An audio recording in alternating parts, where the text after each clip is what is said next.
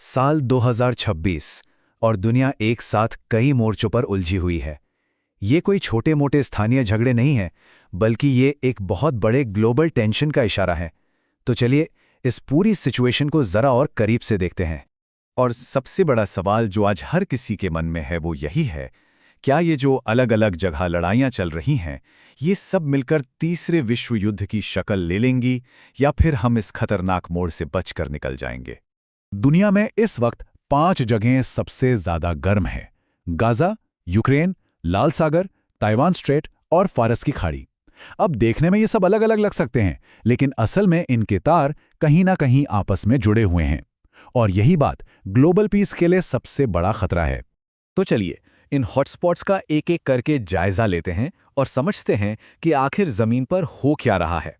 सबसे पहले बात यूक्रेन की, जहां यूरोप का सबसे भयानक युद्ध जारी है। रूस लगातार ड्रोन और मिसाइलों से यूक्रेन के पावर प्लांट्स और शहरों को निशाना बना रहा है, और जाहिर है यूक्रेन भी पूरी ताकत से इसका जवाब दे रहा है। अब ये लड़ाई इतनी अहम क्यों है? क्योंकि इसमें एक तरफ रूस है जो एक न्यूक्लियर पावर है, और दूसरी तरफ यूक्रेन जिससे नाटो देश सपोर्ट कर रहे हैं। मतलब एक छोटी सी भी गलतफहमी या चूक एक बहुत बड़े युद्ध की वजह बन सकती है। अब यूरोप से चलते हैं पूर्वी एशिया की तरफ, जहां ताइवान स्ट्रेट में चीन और अमेरिका के बीच टेंशन अपने चरम पर है। इसे चौथा ताइवान स्ट्रेट संकट तक कहा जा रहा है।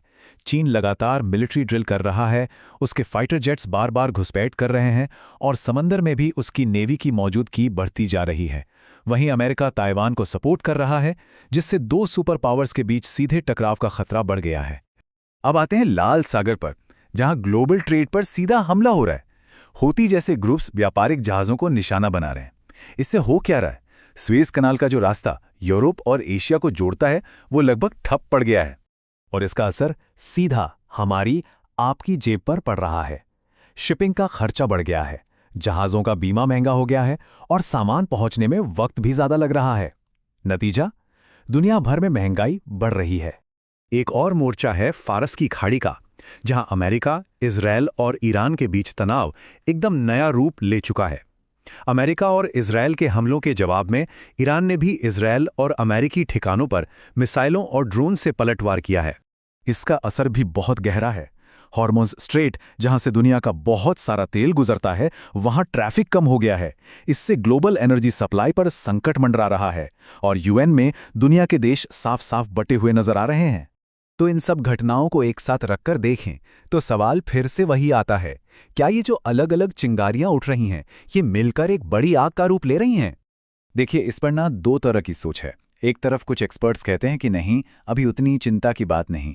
उनके मुताबिक ये सारे झगड़े रीजनल हैं और बड़ी ताकतें सीधे सीधे भिड़ने से बच रही हैं। ऊपर से न्यूक्लियर हथियारों का डर भी है, जो एक तरह से रोक का काम करता है।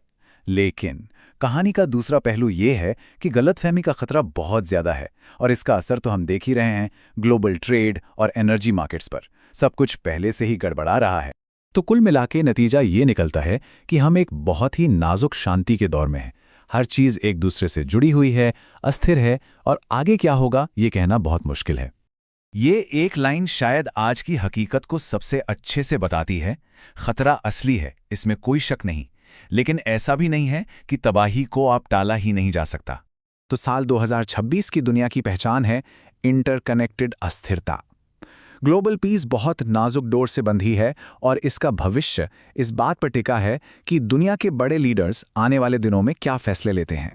और अंत में एक सवाल सोचने के लिए छोड़ जाते हैं, ये जितने भी हॉटस्पॉट्स हैं, इनमें से ग्लोबल स्टेबिलिटी के लिए सबसे बड़ा खतरा कौन सा है?